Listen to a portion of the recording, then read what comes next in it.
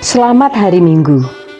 Ibu bapak, saudara-saudari yang dikasihi Tuhan Yesus Kristus, menjalani hidup dalam kesusahan dan penderitaan adalah hal yang menyakitkan dalam hidup.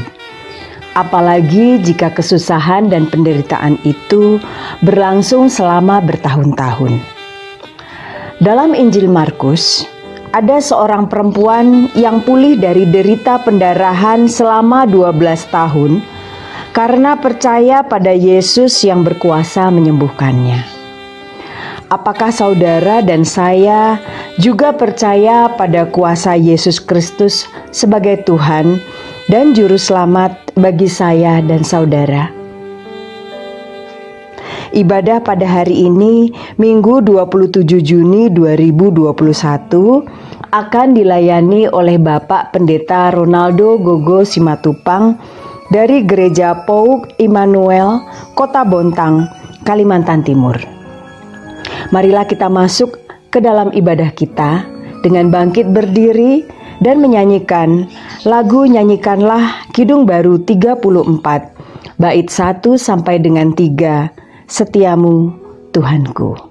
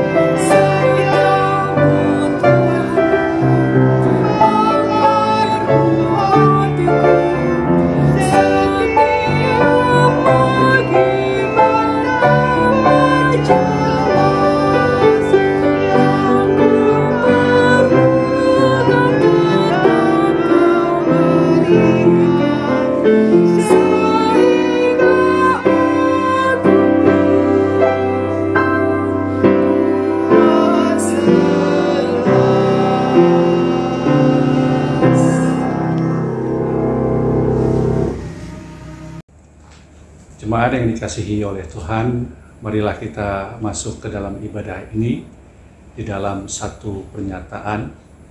Pertolongan kita ada di dalam nama Tuhan yang menciptakan langit dan bumi, yang kasih setianya kekal untuk selama-lamanya.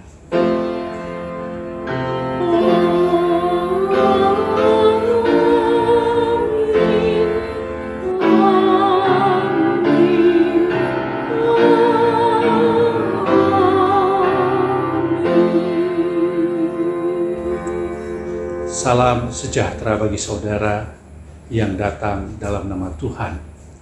Tuhan beserta saudara.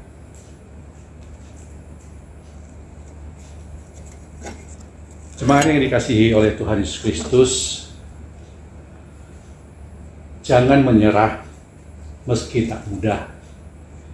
Inilah tema ibadah kita yang merupakan motivasi hidup iman bagi kita dari kesaksian Markus tentang iman Yairus kepada Yesus yang berkuasa membangkitkan dan menyembuhkan putrinya, serta iman seorang perempuan yang disembuhkan dari sakit pendarahan dan penderitaan yang dialaminya selama 12 tahun. Di dalam menjalani kehidupan ini, kita diharapkan fokus di dalam iman yang teguh dan jangan mudah menyerah di dalam hidup dengan pengharapan. Jemaat yang dikasihi Tuhan Yesus Kristus, saat ini mari kita masuk ke dalam pengakuan dosa bersama-sama. Mari kita berdoa. Bapa Surgawi, saat ini kami datang kepada Tuhan dalam pengakuan dosa. Ya Bapa, ampunilah kami yang cenderung cepat menilai dan menghakimi sesama kami dengan kata-kata, tetapi kami lambat dan sulit menolong sesama kami untuk merasakan cinta kasih Allah lewat perhatian dan kesediaan kami membantu, sehingga mereka tetap hidup di dalam kesusahan dan penderitaannya. Ya Bapa, ampunilah kami yang sulit menyatakan dan melakukan kebenaran. Kami mudah menyerah dan cepat berputus asa untuk memperjuangkan kebaikan hidup bersama, tatkala kami berhadapan dengan kesulitan dan ancaman. Kami lebih suka membenarkan diri kami daripada kami menegakkan hidup benar dan menegakkan kebaikan hidup bersama. Ya Bapa, tolonglah kami melalui ibadah saat ini, agar kami mau bertobat dan kami lebih sungguh-sungguh berusaha untuk menjadi umat Tuhan yang benar dan tekun berjuang. Dalam Tuhan Yesus Kristus kami berdoa. Amin. Jemaat yang dikasihi Tuhan, marilah kita bersama-sama menaikkan nyanyian dari NKB 23, bait yang pertama hingga bait yang kedua.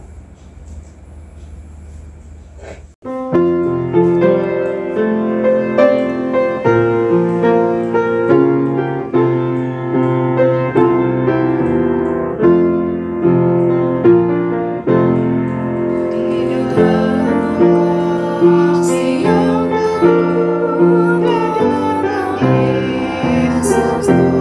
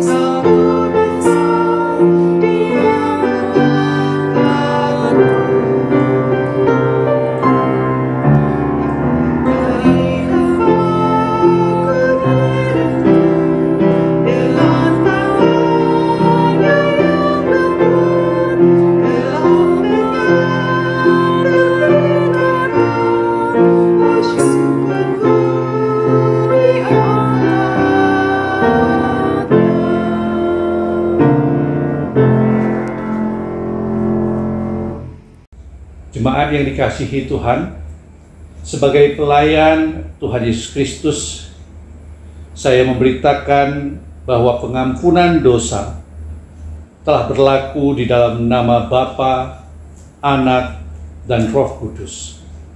Amin. Bagi kita yang sudah sungguh-sungguh mengaku dosa kita, marilah kita mendengar berita anugerah yang diambil dari Mazmur 145 ayat 17 hingga ayat 19. Tuhan itu adil dalam segala jalannya dan penuh kasih setia dalam segala perbuatannya. Tuhan dekat pada setiap orang yang berseru kepadanya, pada setiap orang yang berseru kepadanya dalam kesetiaan. Ia melakukan kehendak orang-orang yang takut akan Dia, mendengarkan teriak mereka minta tolong, dan menyelamatkan mereka. Inilah berita anugerah dari Tuhan. Salam damai.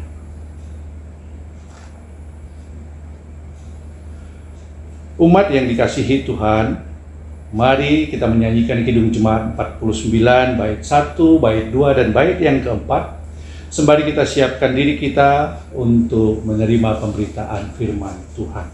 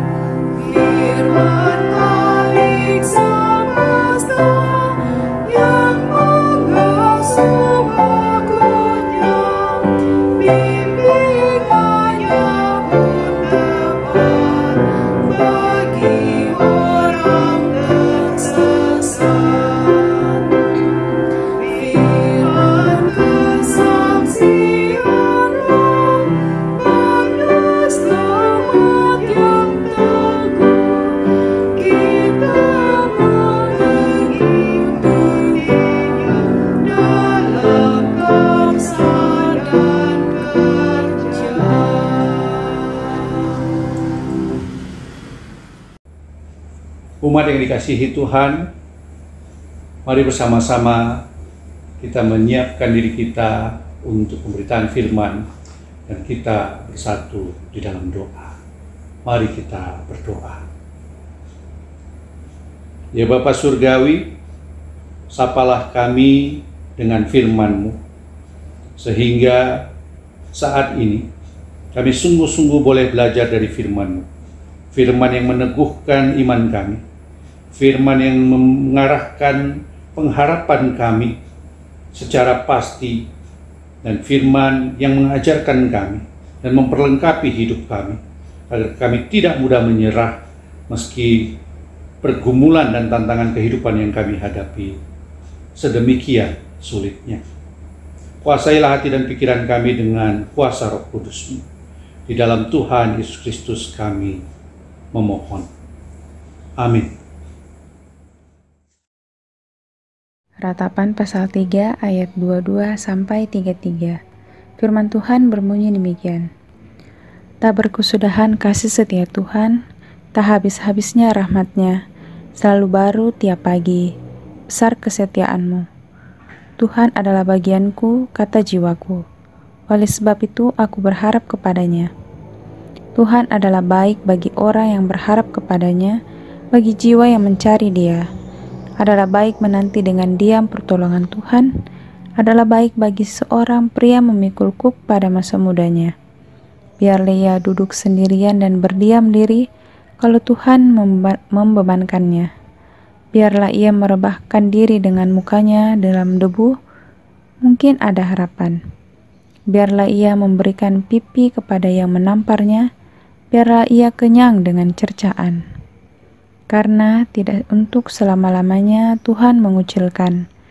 Karena walau ia mendatangkan susah, Ia juga menyayangi menurut kebesaran kasih setianya. Karena tidak dengan rela hati ia menindas dan merisaukan anak-anak manusia. Demikianlah sabda Tuhan. Marilah kita menanggapi bacaan yang pertama tadi dengan membaca Mazmur 30. Mazmur 30, nyanyian syukur karena selamat dari bahaya. Mazmur, nyanyian untuk pentahbisan bait suci dari Daud. Aku akan memuji Engkau ya Tuhan, sebab Engkau telah menarik aku ke atas dan tidak memberi musuh-musuhku bersukacita atas aku. Tuhan Allahku, kepadamu aku berteriak minta tolong, dan Engkau telah menyembuhkan aku. Tuhan, Engkau mengangkat aku dari dunia orang mati, Engkau menghidupkan aku di antara mereka yang turun ke liang kubur. Nyanyikanlah mazmur bagi Tuhan, hai orang-orang yang dikasihinya, dan persembahkanlah syukur kepada namanya yang kudus. Sebab sesaat saja ia murka, tetapi seumur hidup ia murah hati. Sepanjang malam ada tangisan, menjelang pagi terdengar sorak-sorai. Dalam kesenanganku aku berkata, aku takkan goyah untuk selama-lamanya. Tuhan, oleh karena Engkau berkenan, Engkau telah menempatkan aku di atas gunung yang kokoh. Ketika Engkau menyembunyikan wajah-Mu, aku terkejut. Kepadamu ya Tuhan, aku berseru, dan kepada Tuhanku, aku memohon. Apakah untungnya kalau darahku tertumpah, kalau aku turun ke dalam lubang kubur? Dapatkah debu bersyukur kepadamu dan memberitakan kesetiaan-Mu? Dengarlah, Tuhan, dan kasihanilah aku. Tuhan, jadilah penolongku. Aku yang meratap telah Kau ubah menjadi orang yang menari-nari. Kain kabungku telah Kau buka. Pinggangku Kau ikat dengan sukacita, supaya jiwaku menyanyikan mazmur bagi-Mu. Dan jangan berdiam diri. Tuhan Allahku, untuk selama-lamanya aku mau menyanyikan syukur bagi-Mu. Bacaan kedua terambil dari 2 Korintus pasal 8 ayat 7-15. Firman Tuhan berbunyi demikian. Maka sekarang, sama seperti kamu kaya dalam segala sesuatu, dalam iman, dalam perkataan, dalam pengetahuan, dalam kesungguhan untuk membantu, dan dalam kasih-Mu terhadap kami. Demikianlah juga hendaknya kamu kaya dalam pelayanan kasih ini. Aku mengatakan hal itu bukan sebagai perintah, melainkan dengan menunjukkan usaha orang-orang lain untuk membantu. Aku mau menguji keikhlasan kasih kamu, karena kamu telah mengenal kasih karunia Tuhan kita Yesus Kristus, bahwa Ia yang oleh karena kamu menjadi miskin, sekalipun Ia kaya, supaya kamu menjadi kaya oleh karena kemiskinannya. Inilah pendapatku tentang hal itu, yang mungkin berfaedah bagimu. Memang sudah sejak tahun yang lalu, kamu mulai melaksanakannya dan mengambil keputusan untuk menyelesaikannya juga. Maka sekarang selesaikanlah juga pelaksanaannya itu. Hendaklah pelaksanaannya sepadan dengan kerelaanmu, dan lakukanlah itu dengan apa yang ada padamu. Sebab jika kamu rela untuk memberi, maka pemberianmu akan diterima. Kalau pemberianmu itu berdasarkan apa yang ada padamu, bukan berdasarkan apa yang tidak ada padamu. Sebab kamu dibebani bukanlah supaya orang-orang lain mendapat keringanan, tetapi supaya ada keseimbangan. Maka hendaklah sekarang ini kelebihan kamu mencukupkan kekurangan mereka, agar kelebihan mereka kemudian mencukupkan kekurangan kamu, supaya ada keseimbangan. Seperti ada tertulis, orang yang mengumpulkan banyak tidak kelebihan, dan orang yang mengumpulkan sedikit tidak kekurangan.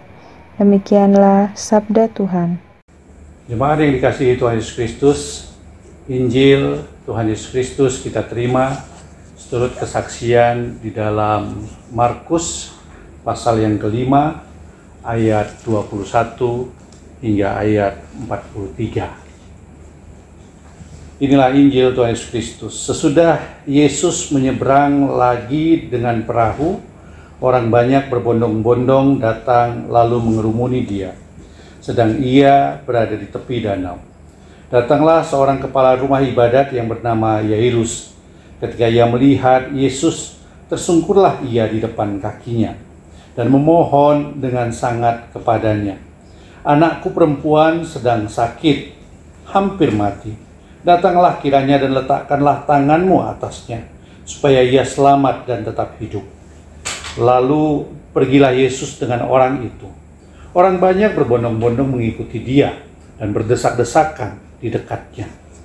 Adalah di situ seorang perempuan yang sudah 12 tahun lamanya menderita pendarahan. Ia telah berulang-ulang diobati oleh berbagai tabib, sehingga telah dihabiskannya semua yang ada padanya. Namun, sama sekali tidak ada faedahnya. Malah sebaliknya, keadaannya makin memburuk. Dia sudah mendengar berita-berita tentang Yesus, maka di tengah-tengah orang banyak itu, ia mendekati Yesus dari belakang dan menjamah jubahnya. Sebab katanya, "Asal kujamah saja jubahnya, aku akan sembuh."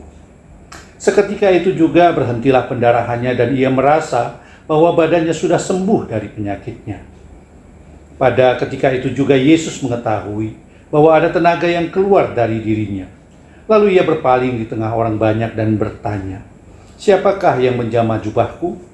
Murid-muridnya menjawab, "Engkau melihat bagaimana orang-orang ini berdesak-desakan dekatmu, dan engkau bertanya, 'Siapa yang menjamah aku?'" Lalu ia memandang sekelilingnya untuk melihat siapa yang telah melakukan hal itu. Perempuan itu yang menjadi takut dan gemetar ketika mengetahui apa yang telah terjadi atas dirinya, tampil dan tersungkur di depan Yesus dan dengan tulus memberitahukan segala sesuatu kepadanya. Maka katanya kepada perempuan itu, "Hai anakku, imanmu telah menyelamatkan engkau. Pergilah dengan selamat dan sembuhlah dari penyakitmu." Ketika Yesus masih berbicara, datanglah orang dari keluarga kepala rumah ibadat itu dan berkata, "Anakmu sudah mati. Apa perlunya lagi engkau menyusah-nyusahkan guru?" Tetapi Yesus tidak menghiraukan perkataan mereka dan berkata kepada kepala rumah ibadat, "Jangan takut, percaya saja." Lalu Yesus tidak memperbolehkan seorang pun ikut serta kecuali Petrus, Yakobus, dan Yohanes, saudara Yakobus. Mereka tiba di rumah kepala rumah ibadat, dan di sana dilihatnya orang-orang ribut, menangis, dan meratap dengan suara nyaring. Sesudah ia masuk, ia berkata kepada orang-orang itu, "Mengapa kamu ribut dan menangis? Anak ini tidak mati, tetapi tidur." Tetapi mereka mentertawakan dia. Maka diusirnya semua orang itu, lalu dibawanya ayah dan ibu anak itu, dan mereka yang bersama-sama dengan dia masuk ke kamar anak itu. Lalu dipegangnya tangan anak itu, katanya, "Talita kum," yang berarti, "Hai anak, aku berkata kepadamu, bangunlah." Seketika itu juga anak itu bangkit berdiri dan berjalan, sebab umurnya sudah 12 tahun. Semua orang yang hadir sangat takjub. Dengan sangat ia berpesan kepada mereka, supaya jangan seorang pun mengetahui hal itu. Lalu ia menyuruh mereka memberi anak itu makan. Inilah Injil Tuhan Yesus Kristus. Terimalah dan percayalah, maka berbahagialah kita yang menerimanya, percaya atasnya, memeliharanya dan melakukannya dalam kehidupan kita setiap waktu. Haleluya.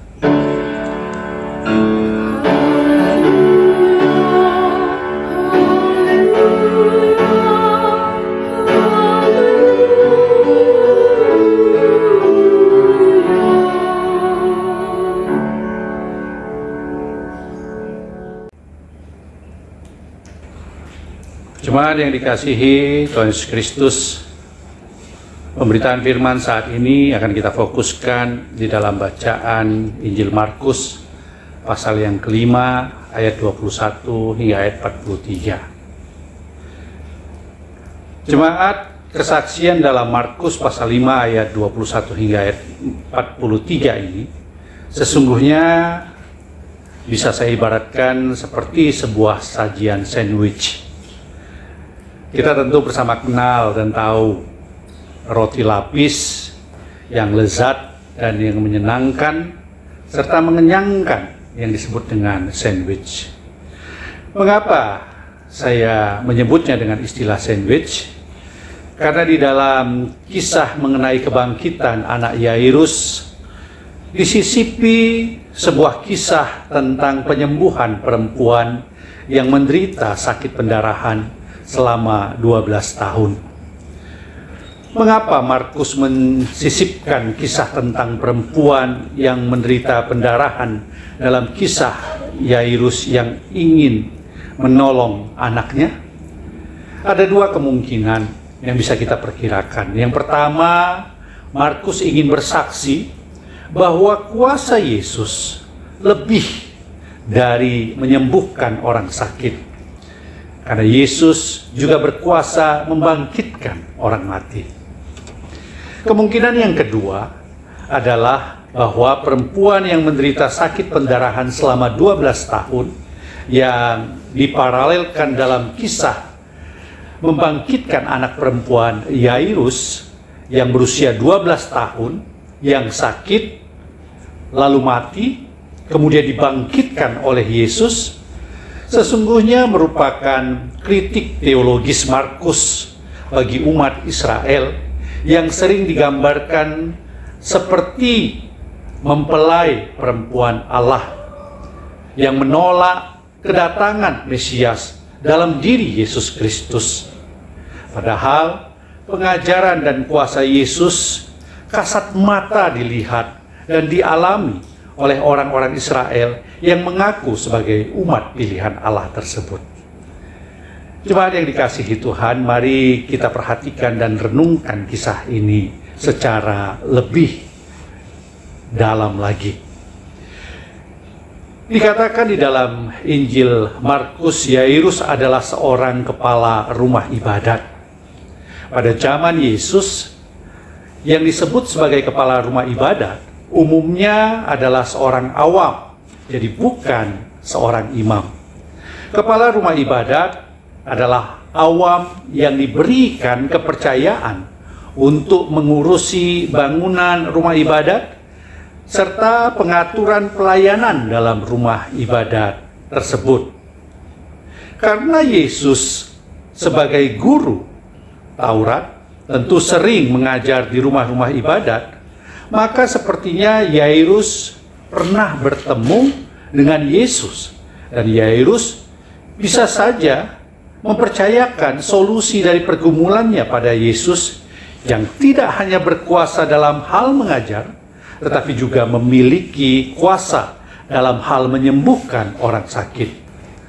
Hal lain yang lebih pada persepsi personal sifatnya, sepertinya Yairus meyakini otoritas ilahi yang dimiliki oleh Yesus lebih dari otoritas verbal ataupun otoritas spiritual palsu yang ditunjukkan oleh ahli-ahli Taurat ataupun imam-imam Israel pada zaman itu.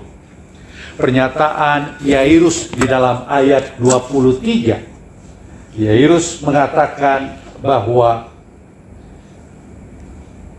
anakku perempuan sedang sakit hampir mati. Datanglah kiranya dan letakkanlah tanganmu atasnya, supaya ia selamat dan tetap hidup. Menunjukkan akan keyakinan Yairus pada otoritas atau kuasa ilahi yang dimiliki oleh Yesus.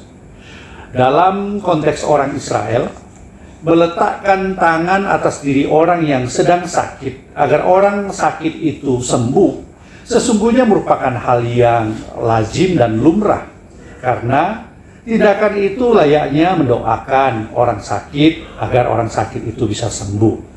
Akan tetapi permintaan Yairus agar Yesus meletakkan tangannya pada anak perempuannya yang sakit, agar anak itu selamat dan tetap hidup, sepertinya mengindikasikan kepada kita bahwa anak Yairus itu sesungguhnya sedang menderita sakit yang serius, yang kondisinya kritis.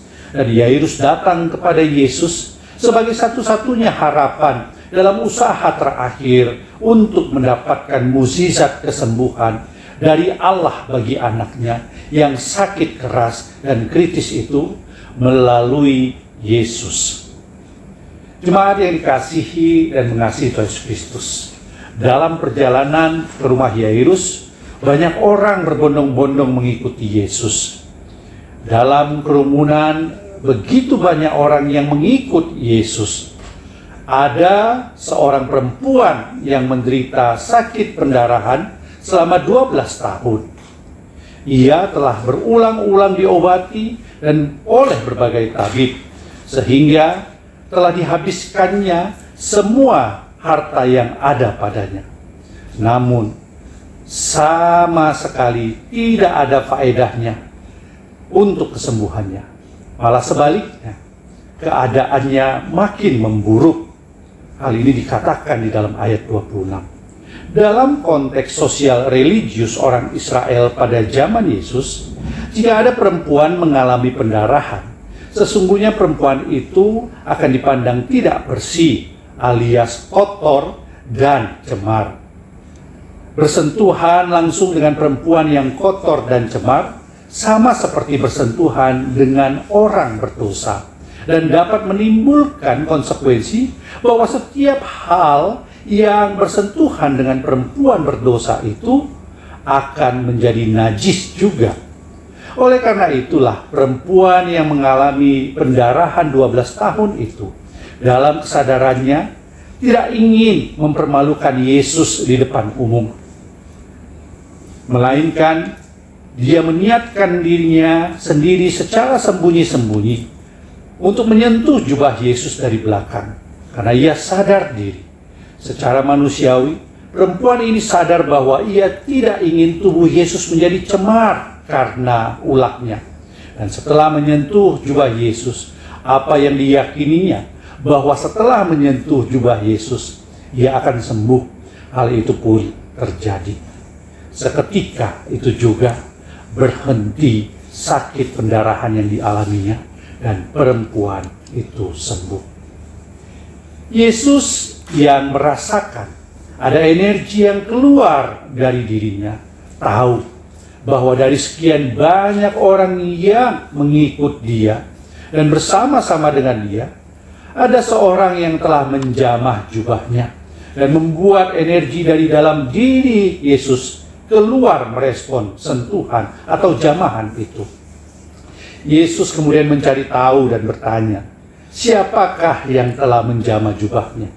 Para murid dan orang banyak tentu kesulitan untuk memberikan jawab pasti kepada Yesus tentang pertanyaan siapakah yang sudah menjamah jubahnya.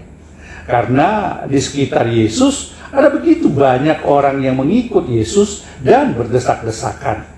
Dan tentu akan terjadi sentuhan-sentuhan secara sengaja ataupun tanpa sengaja.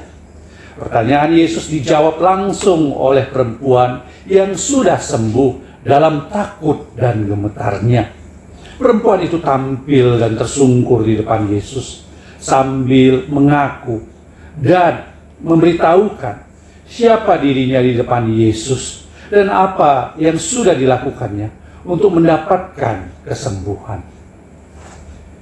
Jemaat yang dikasihi Tuhan, jawaban yang Yesus nyatakan kepada perempuan itu merupakan sebuah dukungan peneguhan yang sungguh kontras dengan ketakutan dan gemetar yang ditunjukkan oleh perempuan itu.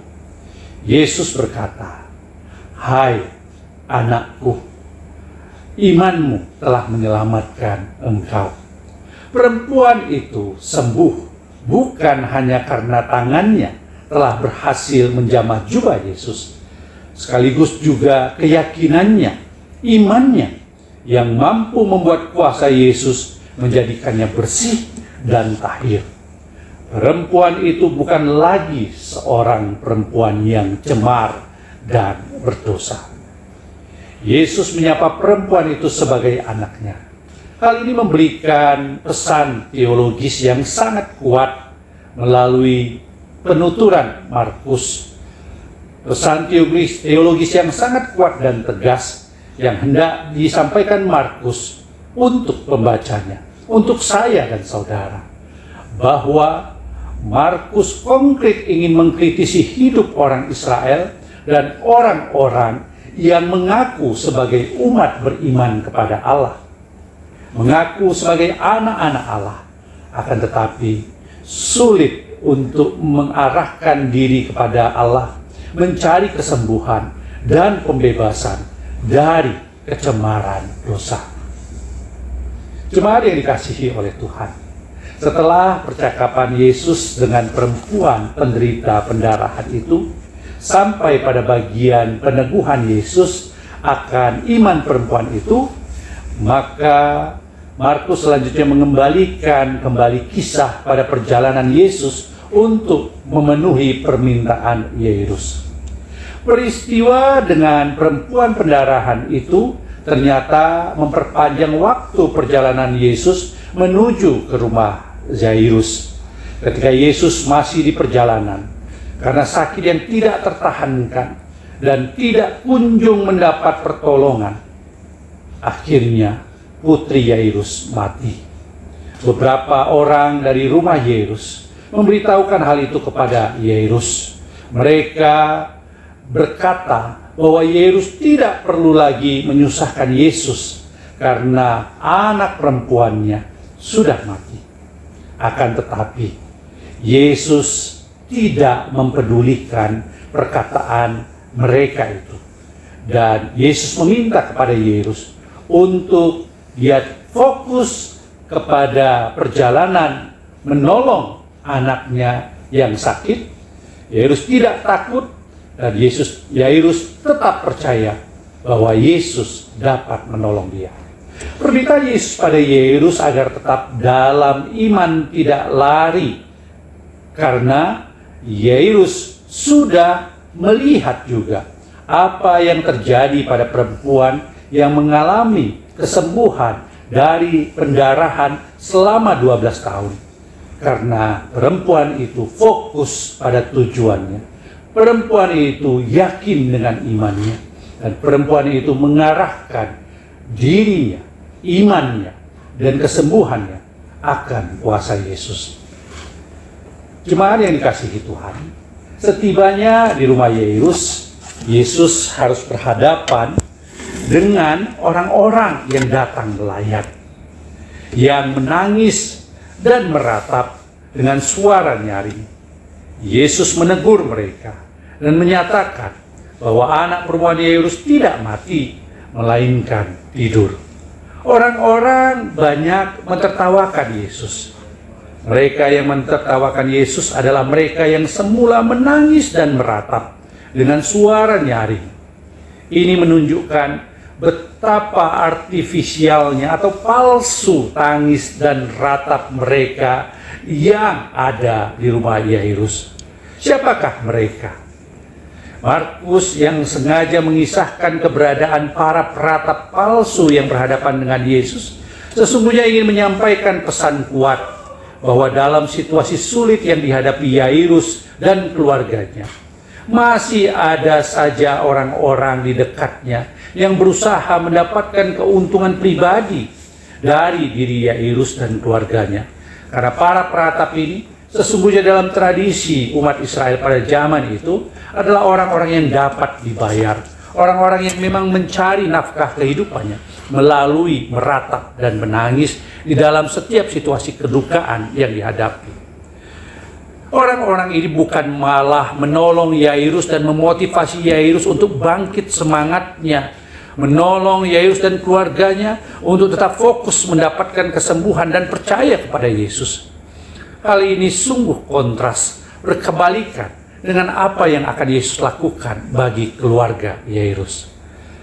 Jemaat yang dikasihi Tuhan, Kemudian Yesus meminta Yairus untuk mengeluarkan orang-orang yang tidak percaya itu, yang palsu itu dari rumahnya.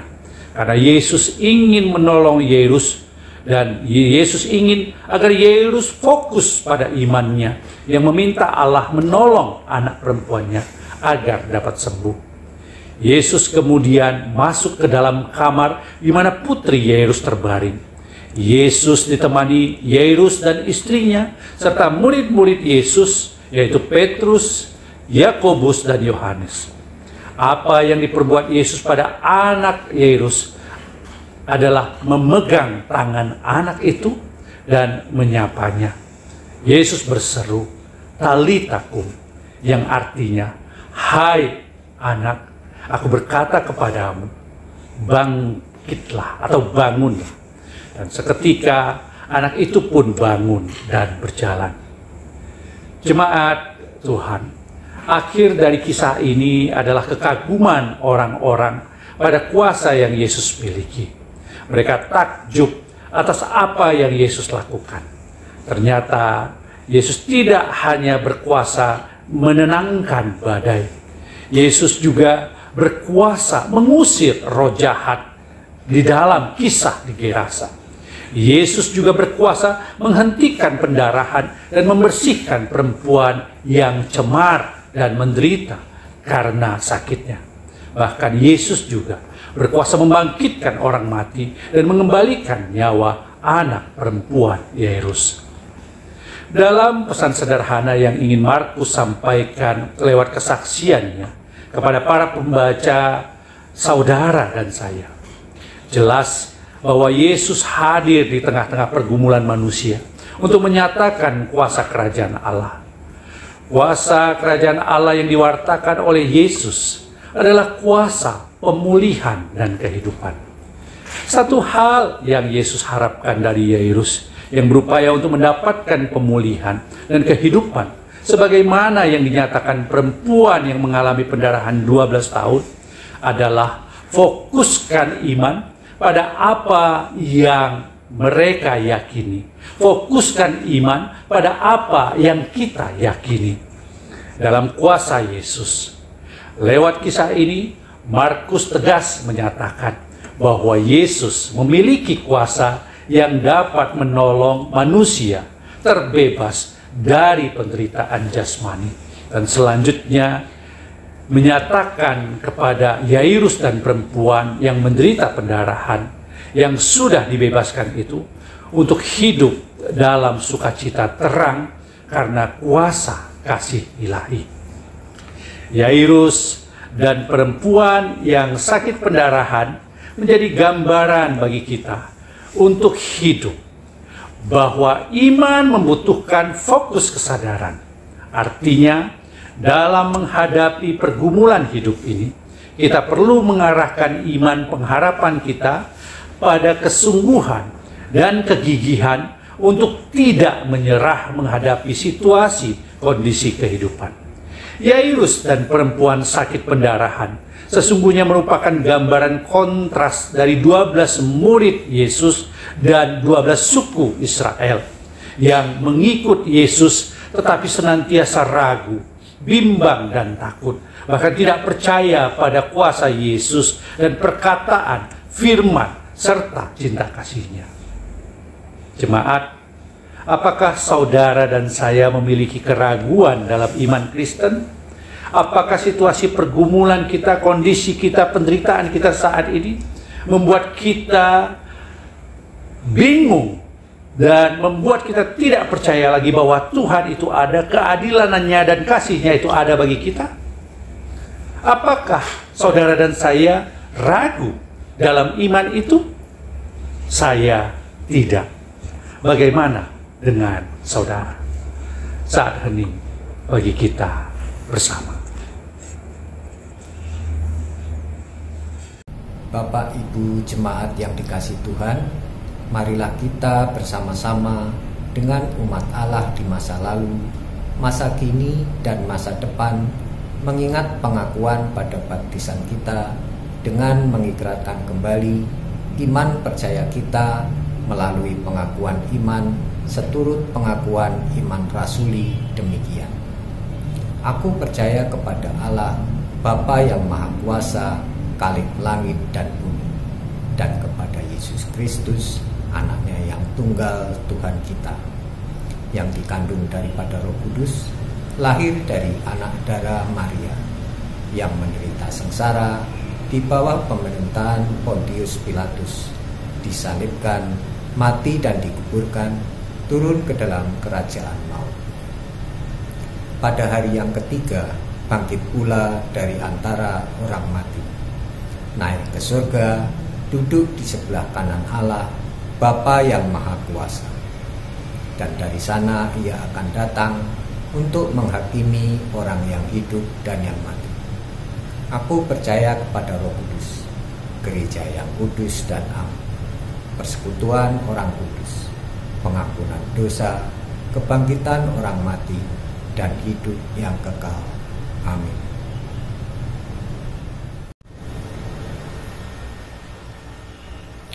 Bapak Ibu jemaat yang dikasihi Tuhan, pada ibadah minggu depan tanggal 4 Juli 2021 kita akan merayakan perjamuan kudus tengah tahun.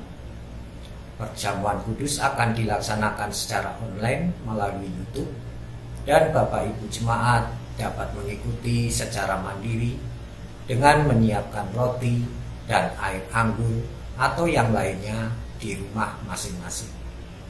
Dalam pelaksanaannya nanti akan dipandu oleh pendeta, dan kita akan makan roti dan minum anggur bersama-sama dalam perjamuan.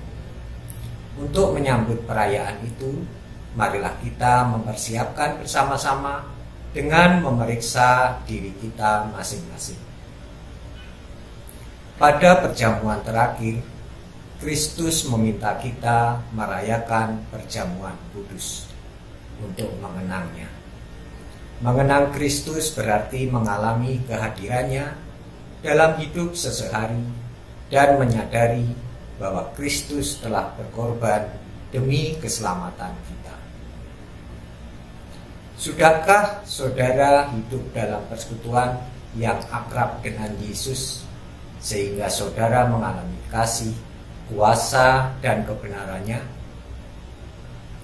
Yakinkah saudara bahwa Kristus telah mengorbankan hidupnya demi keselamatan saudara?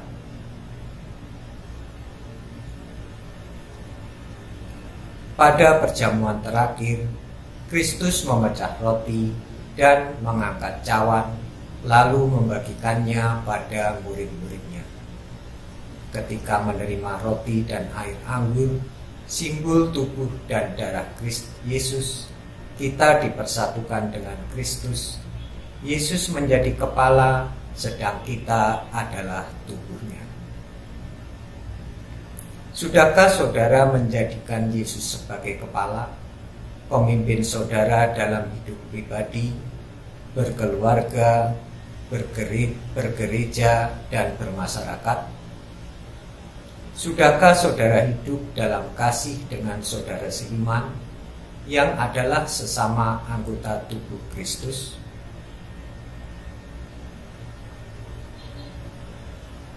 Dengan makan roti dan minum air anggur, kita dipersatukan dalam kematian dan kebangkitan Kristus. Ini berarti kita perlu menyangkal diri, memikul salib, dan mengikut Kristus. Menyangkal diri berarti rela berkorban demi Tuhan dan sesama. Sudahkah saudara rela berkorban bagi sesama? Sudahkah kehidupan saudara menjadi berkat bagi sesama, peduli pada sesama, berani menyuarakan kebenaran dan keadilan, serta berjuang menciptakan damai sejahtera? Kiranya Roh Kudus menolong kita dalam mempersiapkan diri merayakan perjamuan kudus mendatang. Jemaat, saat ini mari kita bersama-sama menaikkan doa syafaat kita yang nanti kita akhiri dengan menyanyikan doa yang Tuhan Yesus ajarkan kepada kita. Mari kita berdoa. Bapa Surgawi, saat ini kami menaikkan doa syafaat kami kepada Tuhan. Kami mau mendoakan pemerintah kami di lingkup pusat dan daerah. Kiranya di dalam hikmat yang Tuhan anugerahkan, tugas tanggung jawab negara yang diemban, aparatur pemerintah kami boleh berlaku bijak dengan takut akan Tuhan. Mereka boleh menjalankan pemerintahan secara baik, sehingga kehidupan bermasyarakat di masa pandemi, penanganan kasus paparan COVID-19 dan program vaksinasi, juga keamanan, juga ketertiban yang didambakan oleh seluruh warga masyarakat bangsa Indonesia boleh berlangsung dengan baik.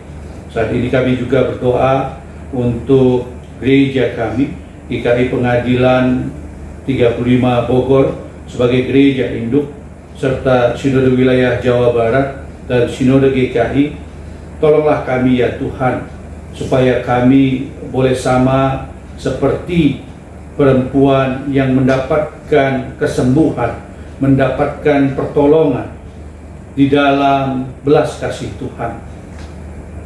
Sehingga ketika kami bersama-sama mengarahkan diri kami kepada Yesus, kami bukanlah hanya sebatas sekelompok orang dengan tujuan kepentingan masing-masing, tetapi kami boleh bersatu hati, sama seperti pemberitaan firman saat ini. Kami boleh belajar untuk peduli dengan penderitaan orang-orang di sekitar kami. Dan sebagai pribadi, sebagai lembaga yang Tuhan percayakan untuk menyatakan cinta kasih Allah, menyatakan menegakkan kebenaran dan keadilan berdasarkan firman Tuhan, menolong yang lemah, kami semua boleh bersatu hati untuk hidup di dalam semangat kasih persaudaraan, saling bahu-membahu, saling tolong-menolong di dalam kasih Tuhan. Kami juga berdoa untuk pergumulan jemaat Bapos Taman Yasmin. Kami berdoa untuk setiap anggota jemaat ataupun para simpatisan, baik keluarga, para lansia, khususnya mereka yang saat ini dalam keadaan lemah tubuh dalam masa pemulihan, mereka yang dalam pergumulan mendapatkan untuk pekerjaan, keturunan. Kami jemaat Bapos Taman Yasmin yang sedang terus mempergumulkan untuk mendapatkan kembali hak untuk dapat beribadah, kiranya Tuhan mengutus orang-orang yang boleh menolong saudara-saudara kami di Bapos Taman Yasmin ini, dan mereka boleh bersuka cita, mereka boleh fokus di dalam iman dan pengharapan kepada kuasa cinta kasih Tuhan. Kami juga berdoa untuk program pelayanan serta kesehatan jemaat dan pengurus Bapos GKI Taman Yasmin.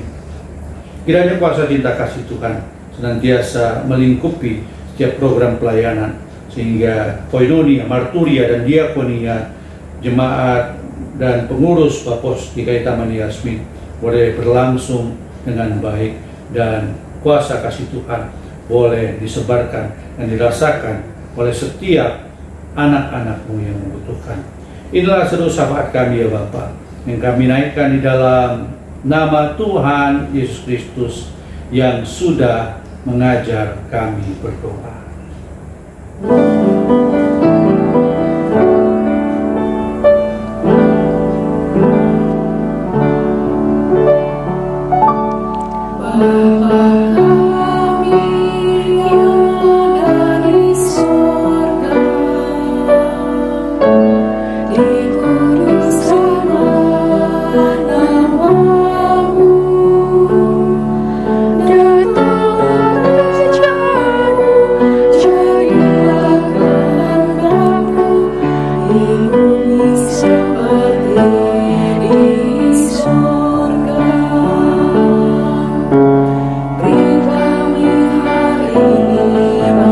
Yang secukupnya, ampuni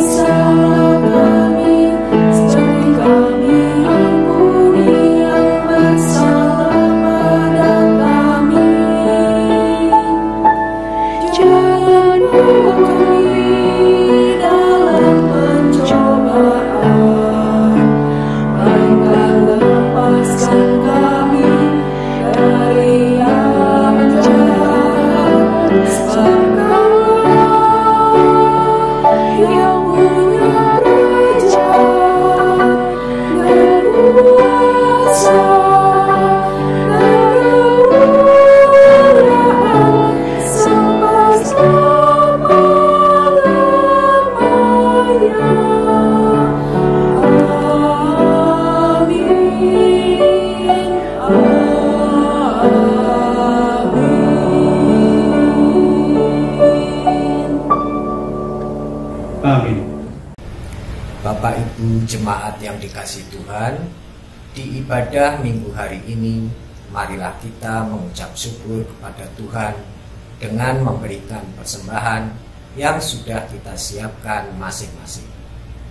Persembahan dapat kita berikan melalui transfer ke Bank BNI dengan nomor rekening seperti yang tertera pada layar, atau dengan cara mengumpulkan masing-masing di rumah, dan akan kita berikan ketika kita bisa beribadah secara normal kembali. Firman Tuhan yang mendasari persembahan kita hari ini yaitu dari Yunus 2 ayat 9 yang tertulis demikian. Tetapi aku dengan ucapan syukur akan kupersembahkan korban kepadamu. Apa yang kunasarkan akan kubayar. Keselamatan adalah dari Tuhan. Marilah kita mengumpulkan persembahan dengan menyanyi dari Kidung Jemaat 295, Andeku Banyak Lidah.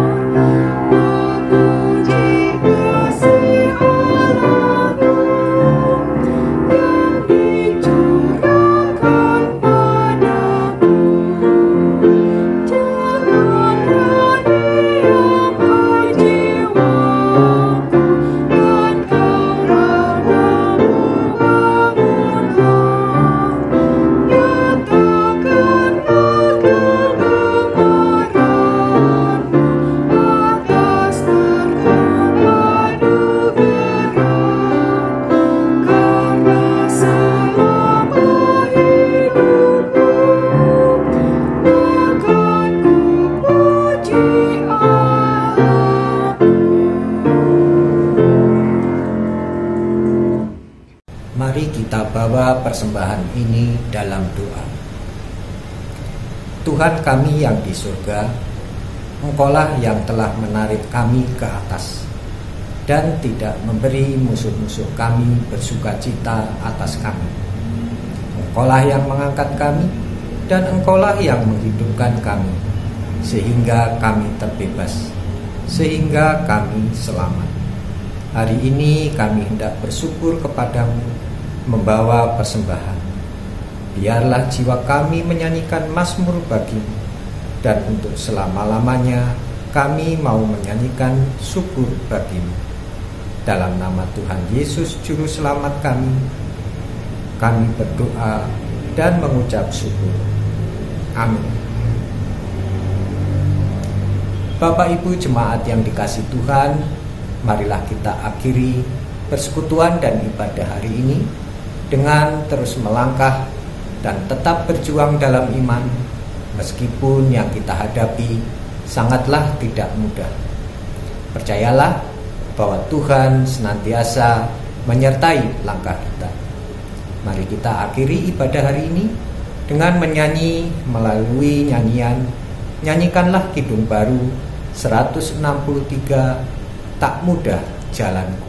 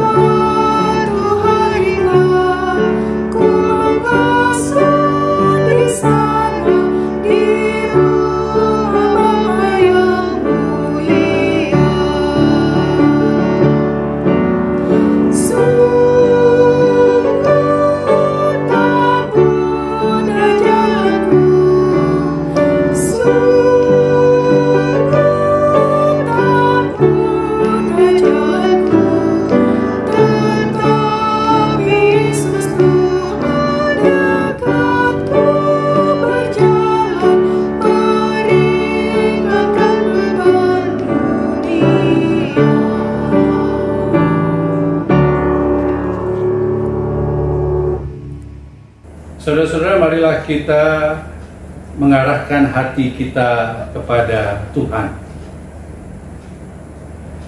Jadilah saksi Kristus, terpujilah Tuhan, dan terimalah berkat Tuhan. Tuhan memberkati kita dan melindungi kita. Tuhan menyinari kita dengan wajah-Nya dan memberi kita kasih karunia. Tuhan menghadapkan wajah-Nya kepada kita dan memberi kita damai sejahtera. Amin.